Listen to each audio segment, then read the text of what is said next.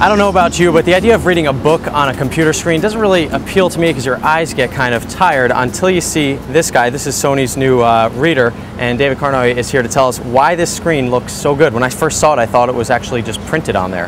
Yeah, it's been really hard to get any sort of reader that actually doesn't make your eyes tired. So this uses something called e-ink technology. The contrast is really nice, and the screen is nice and large. It's not color, as you can see. It's a monochrome screen.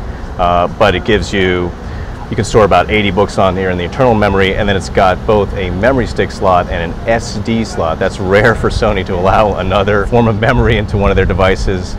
You'll be able to download books from their Connect service. This is all in theory. This has been their biggest issue has been getting the content to actually launch lists. If there's a lot of content for a reasonable price, that's where it's going to be really appealing to a lot of people. In the past, they've made digitized versions of things that cost very similar to the actual. They don't want to disturb necessarily their print sales. Same thing happened a little bit with MP3, and that changes over time, but this will happen. It's just a matter of time. Now I noticed a little bit of ghosting. It almost looks like, if you remember, the Etch-a-Sketch screens, but I don't want to shake it. Well, according to Sony, it uses actual capsules of ink that turn either black or white, and so that's sort of the ghosting you see when it decides it's going to go from black to white, and there's a little bit of residue left over, but it really doesn't seem to affect it that much in terms of actual reading. Now what's this jack? Why a headphone jack when you're reading?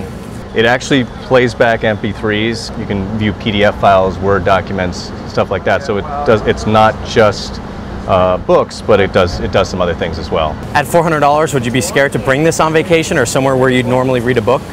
Well, I mean, I think you take a digital camera around with you, a camcorder, and those can easily drop out of your hand and break. So I don't think it's that big a deal. Hopefully they'll bundle a certain number of books with it, and the prices for the books won't be that much. But it's only a ½ an inch thin. You can get supposedly about 7,500 pages worth of reading, and you can store huge libraries with you. All right, looks like the printed page in electronic format and the Sony Reader.